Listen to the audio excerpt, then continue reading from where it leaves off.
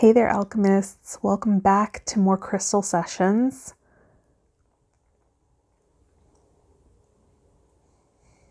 You know the drill. Pick the stone that draws you visually. Feel the energy coming up from your heart center, up and out through the eyes into the stone. And then I'm going to tune in and see what comes in. On the left, we have Rhodochrosite. In the middle, we have blue Aragonite, tumbled. And on the right, we have blue Aventurine.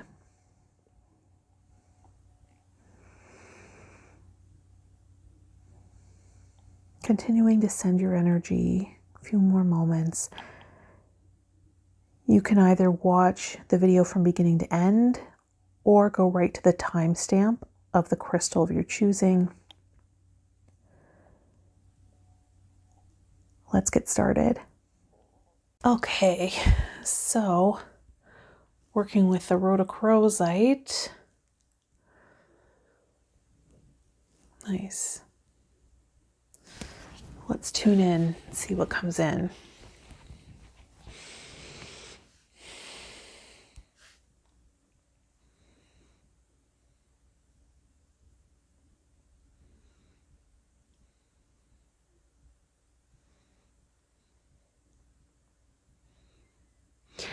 I'm seeing standing in the shower, and out of the shower heads are these really shiny pink crystals coming down, like you're taking a shower in like these really sparkly crystals, and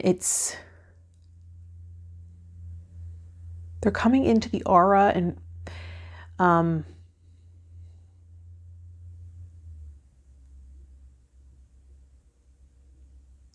it's like they're bonding with your aura and supporting your radiance, you radiating out this frequency.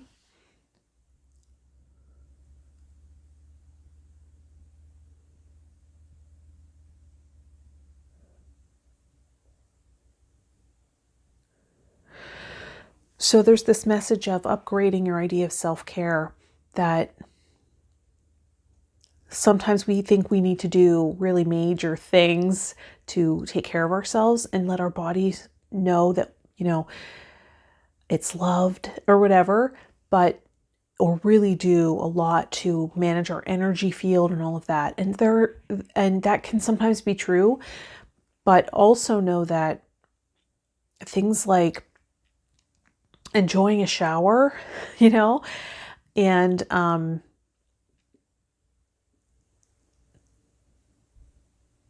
and I'm also getting playing with the temperature. See if you enjoy, a cooler shower, which can really, stimulate. It can be really stimulating. Or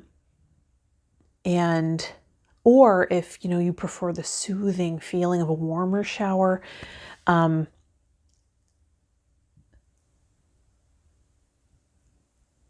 that each water droplet that comes in is like,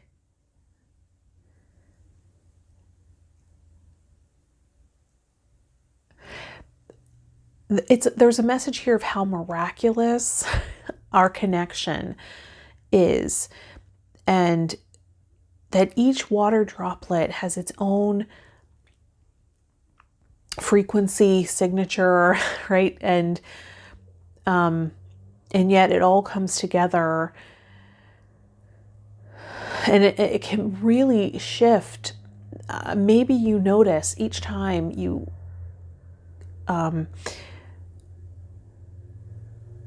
sort of reset by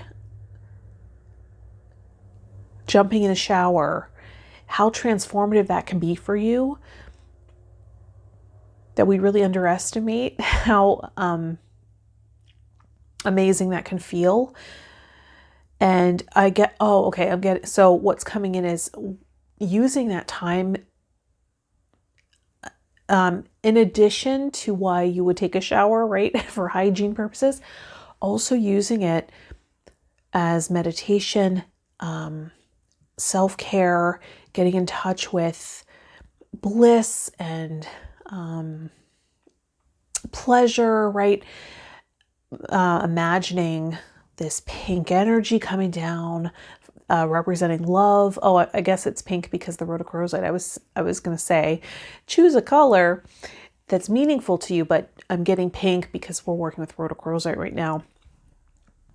And allowing that to really enhance the therapeutic effects of that time. And really,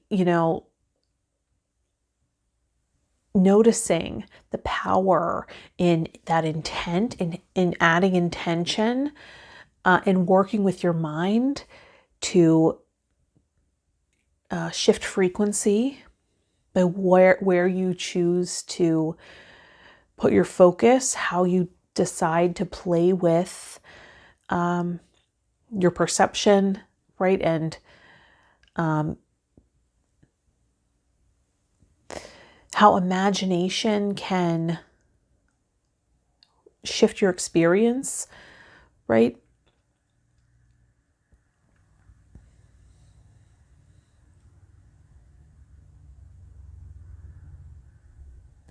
I'm also seeing this lever of daydream, right? Because where you might meditate or set an intention or connect to another realm or whatever, it kind of happens in the same place in your mind as when you're daydreaming, right? Or when you're sort of you're receiving information, right? So there comes a point where you're more in control of it than receiving information. And if you've played with visualization or regression work or anything like that, you might know what I'm talking about, or really deep meditation or even hypnotic trance, things like that. You might know what I mean, where there's this this sort of place in your mind where it feels like you're making something up, but at the same time, you're receiving information, right? I might tell somebody that if we're doing past life regression work, it's subtle. You might think I'm making this up, but keep going and trusting those perceptions that come in.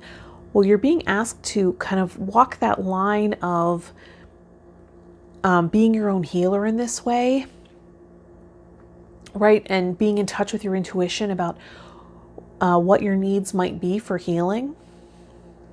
And working with that part of your mind that might, daydream or be a receiver of the signals, right? I use the metaphor of radio signals for the brain, right? But also has the capacity to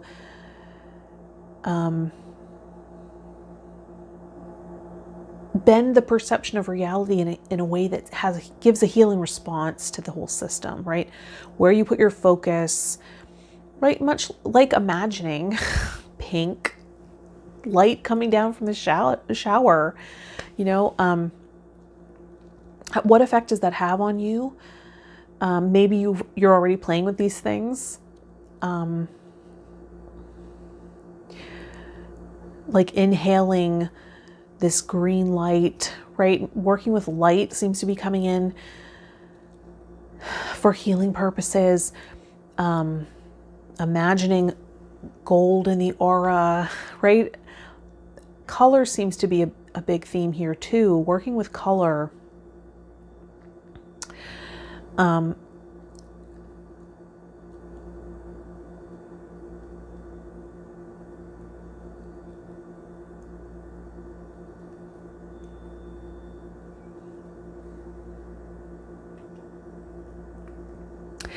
There's this filter on this app I use where there's all these gemstones falling. They're really beautiful. There's a one that where they're pink gemstones and they're falling out of the sky for one of these overlays that you can use on an image. And I'm seeing that coming down like a shower, right? Like each raindrop is one of these gems. And what that might feel like to, probably wouldn't feel good to be standing out with them hitting you, you know, with these really hard crystals hitting you, but imagining etheric crystals coming down and illuminating and you know, adding radiance to your energy field and what that might feel like, that illumination. So playing with light, playing with color, playing with quality, temperature. What's stimulating for you? What's regenerative for you? What's revitalizing?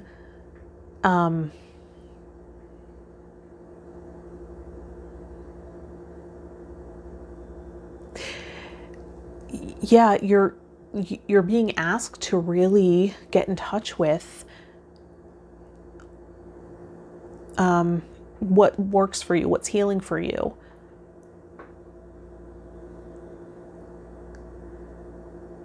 Right? Is there a sequence?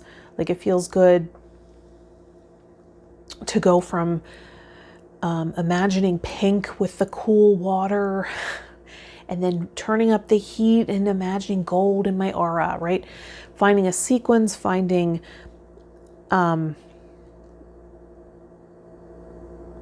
a way to really up your self-care game, right? And to redefine what self-care means. Stepping into the shower can be self-care.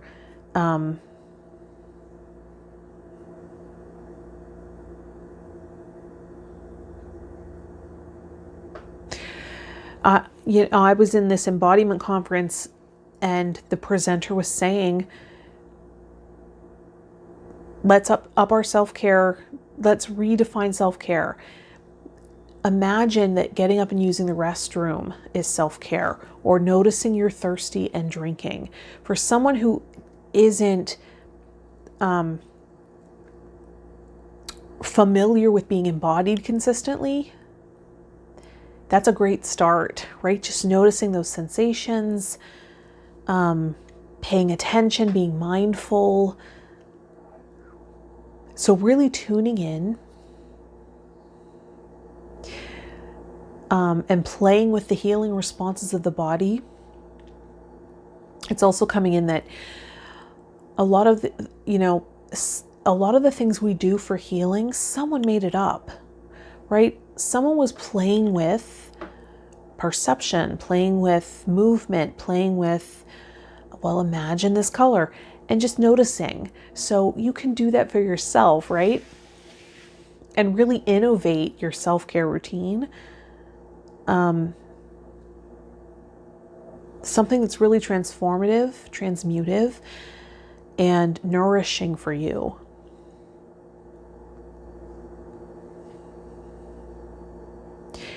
And,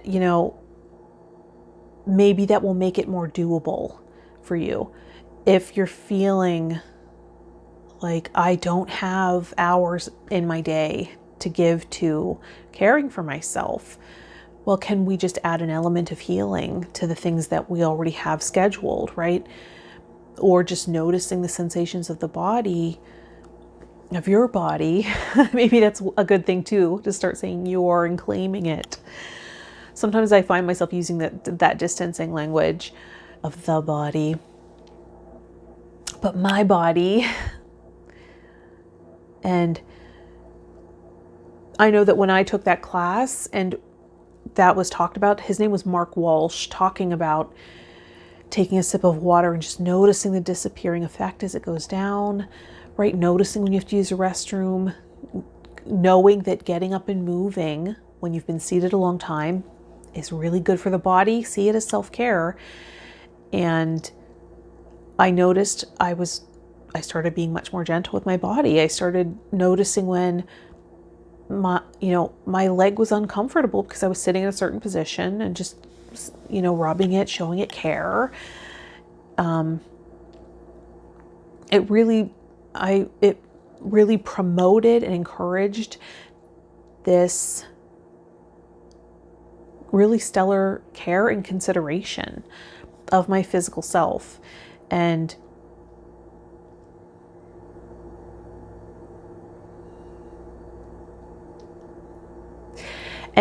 what's coming in is you're being encouraged to do that, and it can feel like play. It can feel like you're creating something that's exciting and interesting and fun, and that it doesn't have to be another to do. It doesn't have to be hard. It can be as simple as playing with color, right? Putting on a song that just has a beat that lifts your mood, or a message or a harmony. Playing with all the senses for not only for this transformation and healing effect, but also self-discovery, right? That was the other element of it that was sort of there, of like, what happens when I do this? What do I like it when I'm having this experience versus this? And just noticing those things, that can be self-care too. And so upping your self-care game isn't about scheduling another hour of meditation. It can be finding more opportunities to play, or asking yourself, how can I have fun with this? Or the what ifs, like, well, what if every time I inhaled and exhaled, gold, flecks of gold entered my aura, and noticing what that feels like. What does it feel like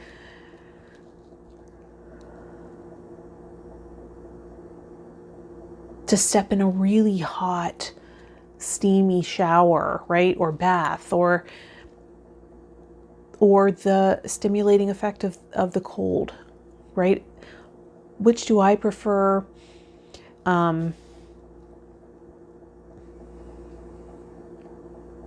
Which makes me feel rejuvenated?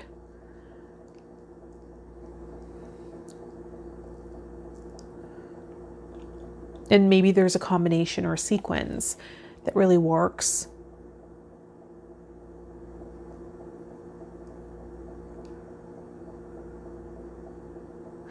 But it's really about shifting this idea of self-care into play. I think that's the major thing. That maybe it's felt like I'm having trouble scheduling that in. Can we make it feel like play? I'm going to follow this too, and I'm going to really dive into discovering what my sequence is, right? So what is your experience of that? Do you already have an idea of how you can sort of shift this sense of self-care into play, into self-discovery, into kind consideration for the body, and knowing that, just tuning in when you've been embodied, when you haven't been embodying, just tuning in and noticing and listening, that's growth, and that can be self-care too. So Rhodochrosite's bringing that message. Let me know.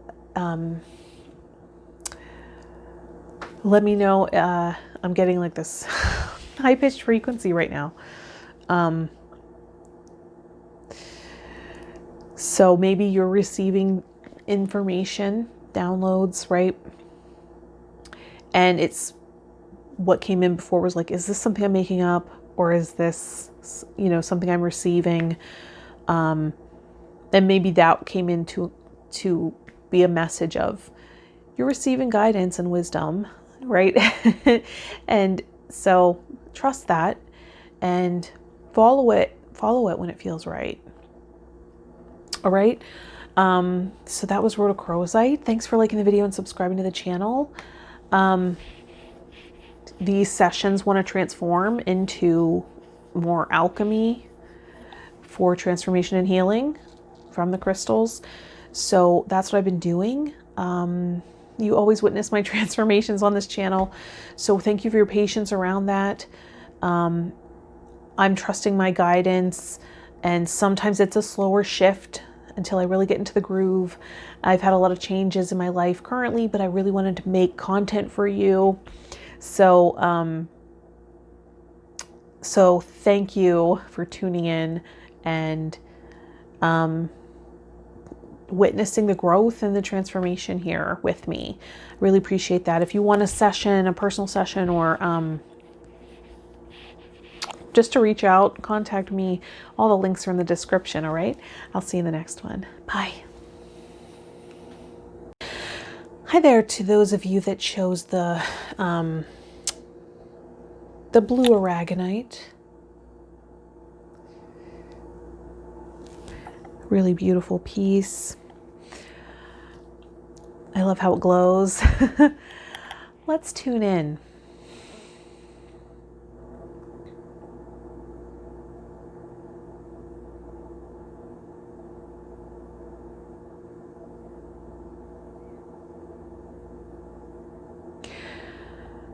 Interesting. So the first thing I'm seeing is a clear blue sky. There's a few clouds, and I'm seeing the image of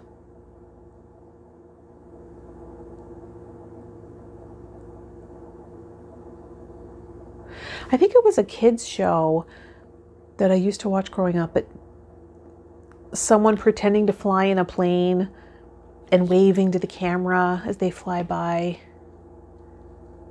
I can't remember what that was.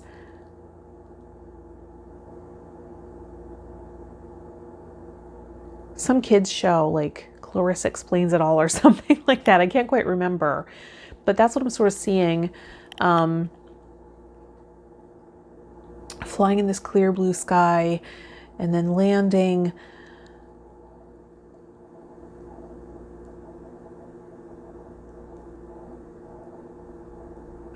Maybe there is a longing to travel for adventure.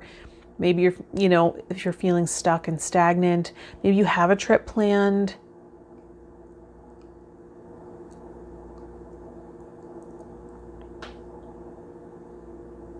I am getting astral projection, astral travel as well. So maybe you've been traveling, doing out of body work. Sometimes we do that at night, and we wake up and we're not very rested. We're out discovering, journeying, communicating with people, tying up loose ends, sorting things out, or just exploring, right? And then we wake up and we don't feel terribly rested. We feel like we've been out and about all night. Maybe that's happening for you currently. Also, what's coming in is the documents on astral projection that were recently declassified, I think, and available at CIA.gov. Interesting stuff about how they were experimenting with astral projection. And maybe this is something you have experienced and have been dismissed or invalidated in some way. And maybe that would be really supportive for you to have your experience validated and acknowledged, right? Maybe you've gotten some funny looks talking about it. No one really understood. But, know that those documents were released and that those experiences are real, and it takes the population time to catch up because things are hidden, covered up, and sometimes it's hard to sort of be maybe ahead of the crowd, right? Can be thought of as crazy or not believed, and sometimes that can be hurtful. But trust and trust in your own experiences, right? Also, maybe, I'm seeing the words vivid dreams,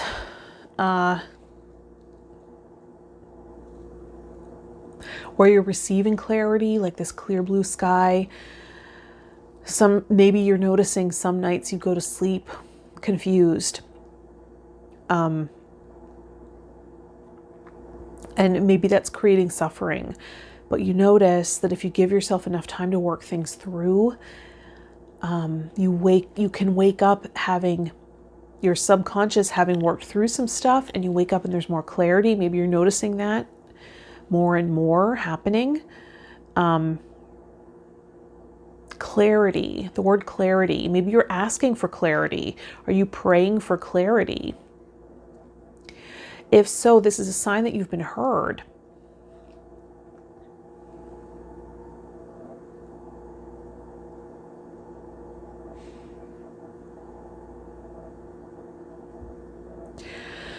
I'm also getting the message, it's okay.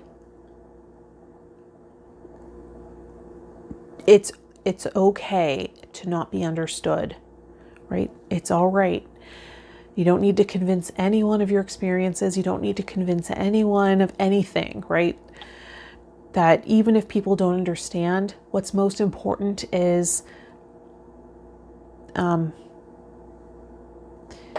your self-acceptance, right? Your love, your self-love, and self-trust.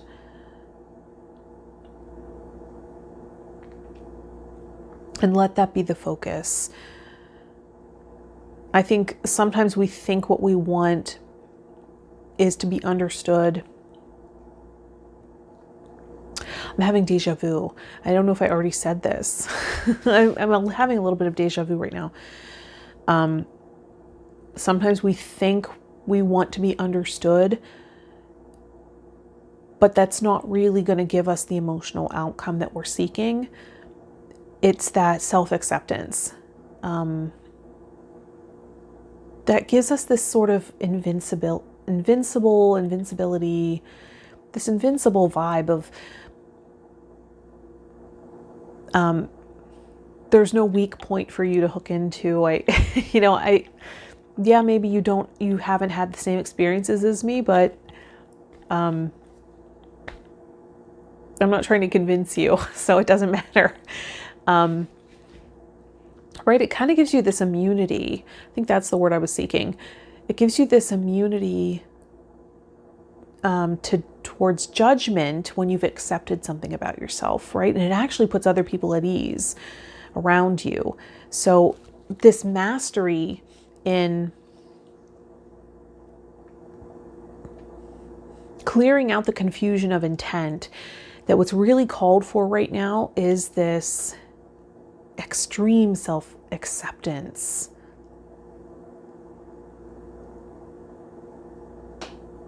And you might notice that those things that you were fighting yourself on, trying to will it into being, right? And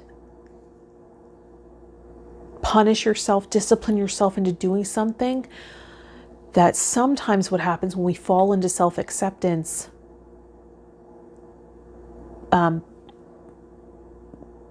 the path becomes easier. We create this ease of, well, if I love myself, not even in spite of something, but I love myself and I do this. I love myself maybe even because, right? Playing with the language there.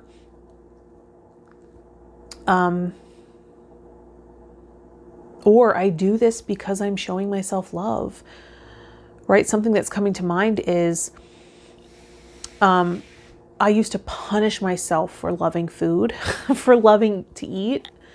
And it was so much shame for me. I didn't want to talk about it. I would starve myself sometimes and then go into a binge cycle. And it was terrible for my self-esteem and my self-worth. There was so much shame around it.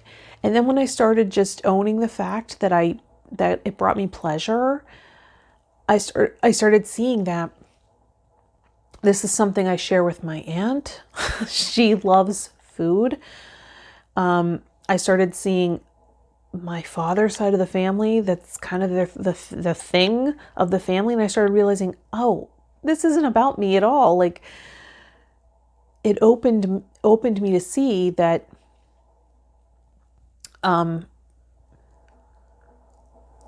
this is a patterning in the system, and it became less, I became less tunnel visioned, and it took the charge away. I didn't suffer so much, and it became easier to make healthier choices and not feel like I had to either be starving or binging. Right? Sort of neutralizing the charge there through this extreme self-acceptance, and just maybe I even started like humorously saying, well, I just, that's part of who I am.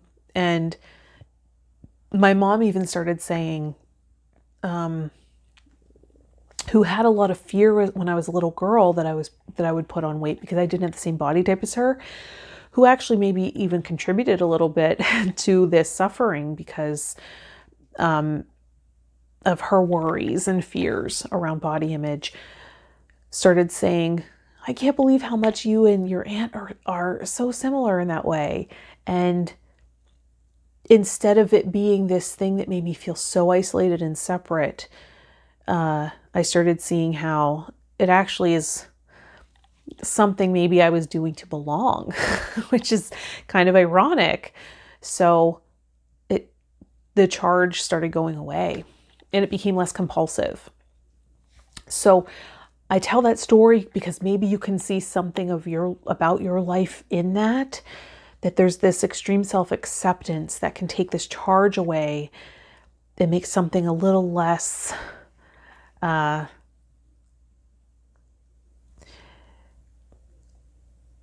want to say compulsive, but there might be a better word, right? Something that it just neutralizes it, right? It becomes a neutral thing, which is really where the power is, right? So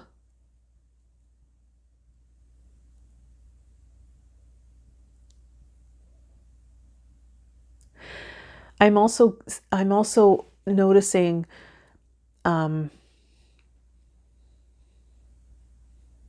some descending energy, something that was maybe trapped in your mind, something that maybe was looping around in your mind, whether it be this this belief about self, right? Or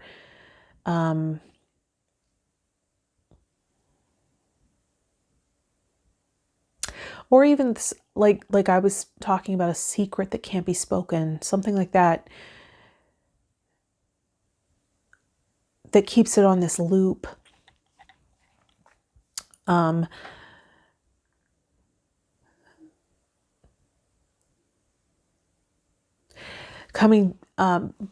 Something sparks this epiphany or awareness, and suddenly there's this descent into embodiment. Something grounds here, grounding the charge. Okay, so something that was charged, bringing it down and grounding it down.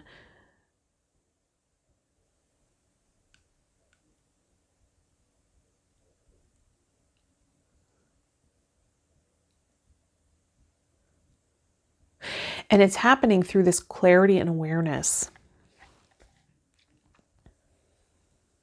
which it appears that it's been unraveling in times of sleep, slumber, or deep meditation, and maybe even mindful meditation, where you're noticing your body, right? You're noticing your whole body, whether it be breath work, where you're sweeping your breath, you're scanning your entire system. It's really untangling some of this confusion and really allowing and opening to clarity. And there's an ease in that. I'm seeing the clear blue sky.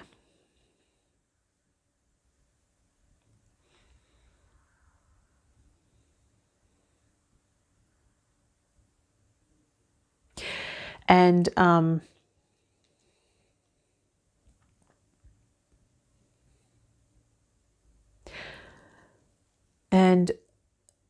an actress from the Game of Thrones, I don't watch the Game of Thrones, so I don't really know who this is, but long blonde hair, and I guess some braids that are tied back. I'm seeing her hair blowing in the wind and a sword hitting the ground. And it's this idea of alignment and grounding this energy down.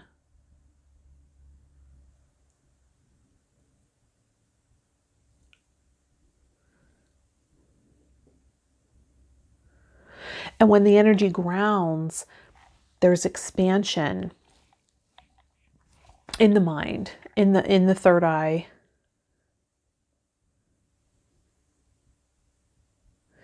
and clarity. Clarity, which the sword suit represent, right? Can represent this clarity of vision.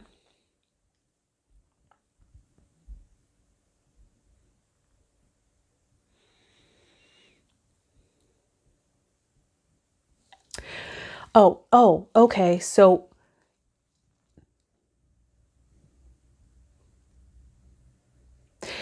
in family constellation work, what would happen is often there would be a lot of energy somewhere. Usually in a dyad, two people confronting, or one person feeling like something is so close, right? So close to them that they felt out of control. So what we might do is expand the vision, expand the awareness. An exercise we might do through hypnosis would be focusing on a point in the room and then just allowing your awareness and your field of vision, just noticing your periphery. And that might soften your vision, right? That might soften your gaze, and expanding until you're aware of everything around you, including the back, right? Including the back of the third eye. And it just expands your view, and it also creates this relaxed state.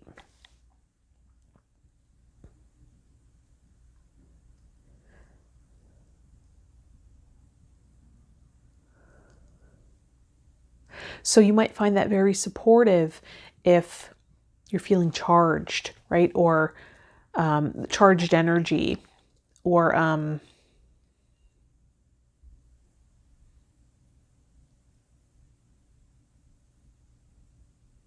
hypervigilant, or confused.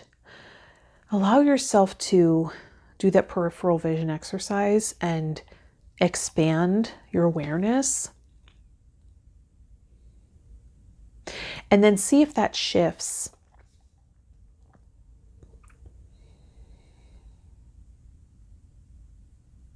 You might find that you start to notice things that were out of your field of awareness before, and it brings a newfound clarity.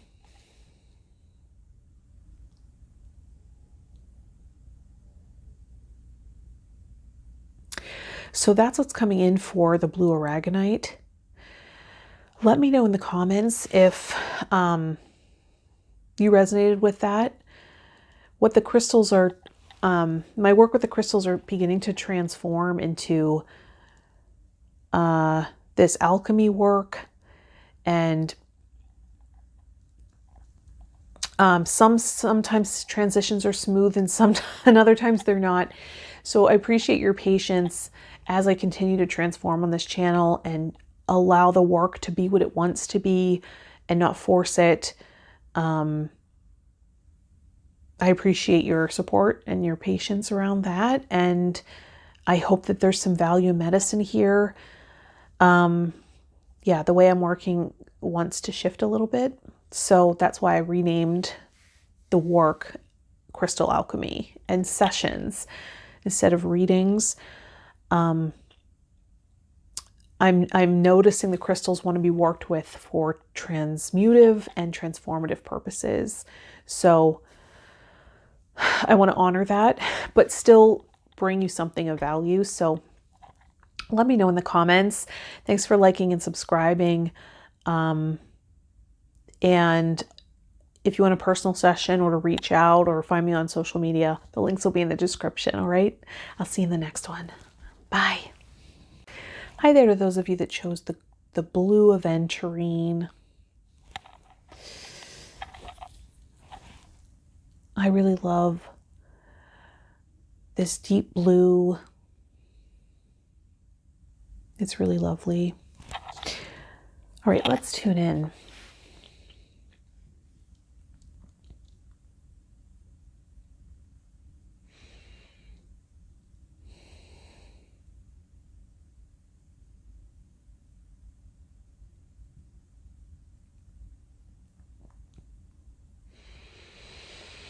What I'm really noticing is my mouth getting really dry. Interesting. I haven't experienced that before. I know that working with crystals can be dehydrating in general, so I'm taking that into account. But my awareness keeps being taken to that.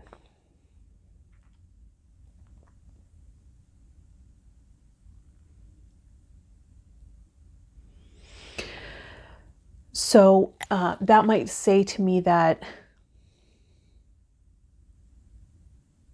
the element of water and even hydrating more might be medicine for you, therapeutic for you at this time.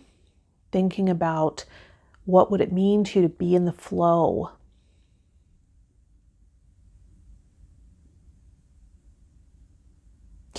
How might the rhythm of the ocean or the cleansing of the rain or the deep reflective nature of a pond, how might that be a medicine for you right now? And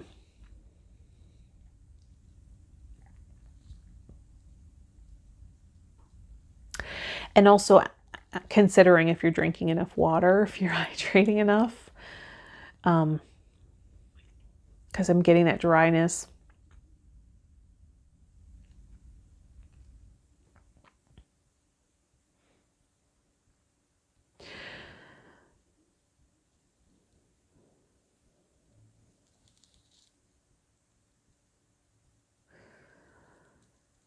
And I'm seeing in my mind's eye, you know, the deep waters of the ocean at night, this midnight blue color of the blue Aventurine.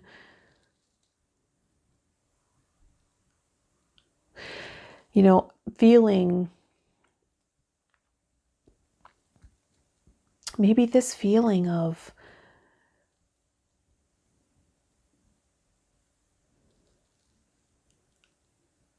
being deep in thought, pondering deeply, contemplation. Are you going through a really contemplative time?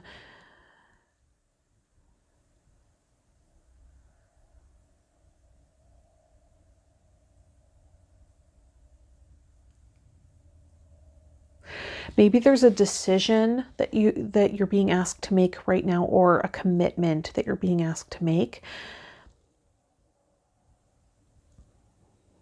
And you find yourself wanting to just sort of be with the possibilities right now and to contemplate. And there's this sense that, you know, you're waiting.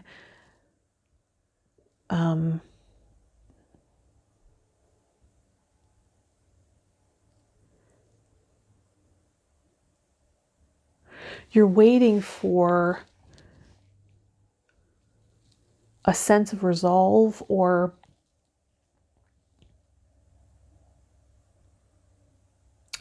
a new bit of information that might come through this exploration of the unconscious, right? Just sort of pondering, daydreaming, allowing yourself to feel through it, allowing your whole system to sort of explore the potential and possibilities of each decision, or the sense if this commitment is right for you. And the reason that's acknowledged is because you're right on track for that. You're right on track with that. And if you're forced to rush, or being asked to make a snap decision, that might be a sign, right? That might be a sign as well that that's already off to a bad start.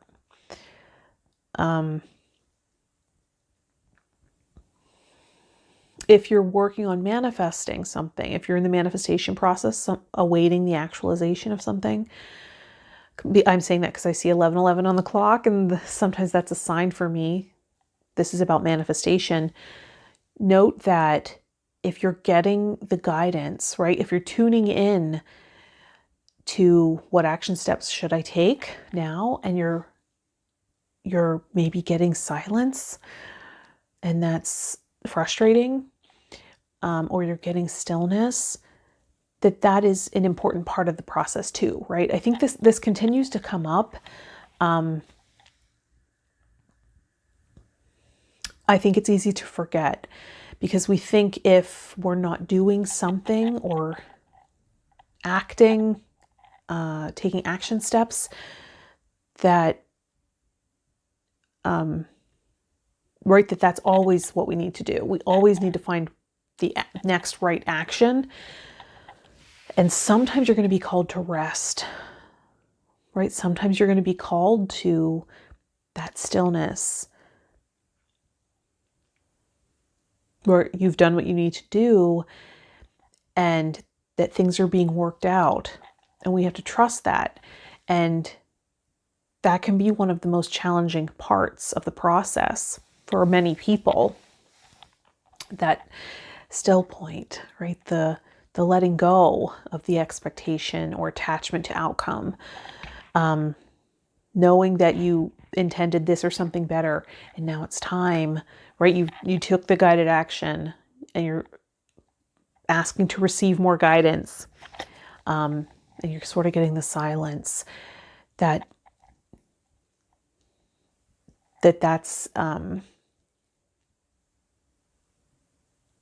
that you're not missing you're not missing the guidance there. That is the guidance. So stay with your process, stay with that, be in the stillness. Sometimes that can feel really comforting and expansive.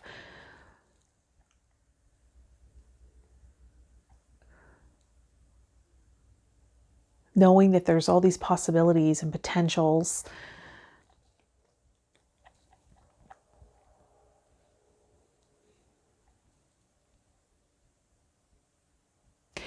I'm also kind of getting that this might be unfamiliar because maybe you associate this contemplative energy with maybe sadness or nostalgia or something heavy, but this time it's not as heavy. There's this lack of the heaviness. It's not something that's weighing. It's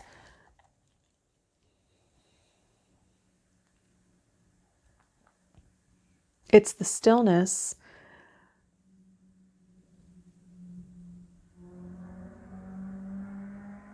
But you're more on the surface instead of maybe feeling so far down in the deep end. I can feel that in my system.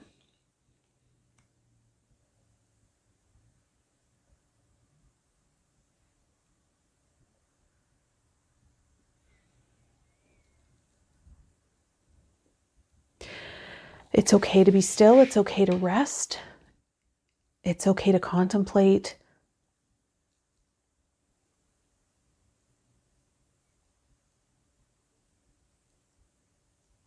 And to take your time with the decision, something that you're going to commit to, really feeling it out, what's right for you. And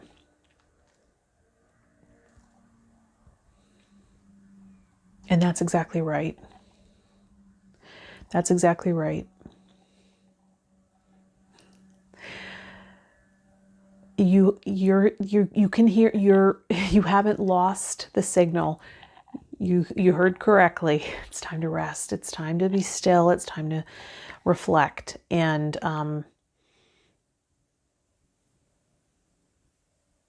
allowing the element of water to soothe, comfort, hydrate, support you in this reflection, support you in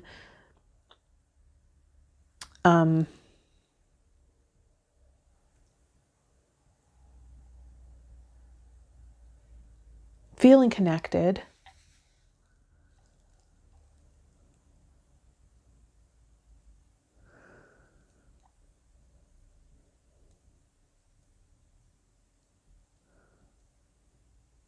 And it's interesting that there's this depth without the heaviness.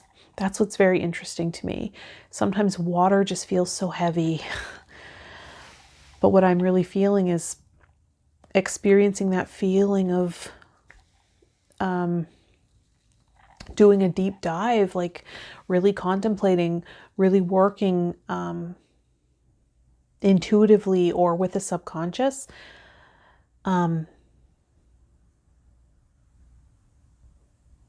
And not feeling that heaviness, not feeling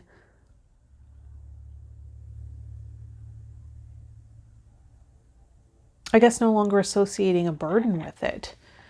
That might be part of it too.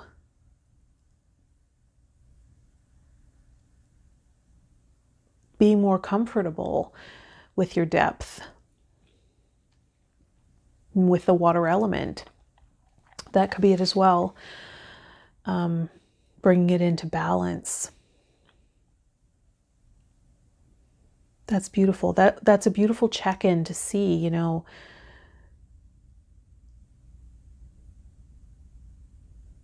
how we're balancing and managing the elements. That's interesting. I hadn't explored that before. I hadn't seen that before, felt that. There's this calm, this ease, this stillness. And that feels like mastery. So I can tell you've done a lot of work. So I want you to know that, the work with the crystals, I renamed it Crystal Alchemy instead of crystal readings. What the work that wants to come through with the crystals is transformative healing, as opposed to maybe a reading, although they can be similar. And I'm just following the guidance through this transformation, this transition, I should say. So I appreciate you going on that journey with me, and for your patience in the process as I really make it fluid, right, in the flow, and follow the guidance. So I was saying at the end of the other crystal sessions that I've made a lot of transitions on this channel, and the work wants to shift and change, and I'm just going with it. And I appreciate you guys going on the journey with me. But I do want to make sure I'm bringing you value and not just doing it for doing its sake. So let me know if you resonate with any part of this, if there was medicine in there for you. I want to make this work valuable and worthwhile. So I appreciate your feedback. Thanks for liking the video and subscribing to the channel. If you want a personal session or to follow me on social media. All the links will be in the description, all right? I will see you in the next one. Bye, alchemists.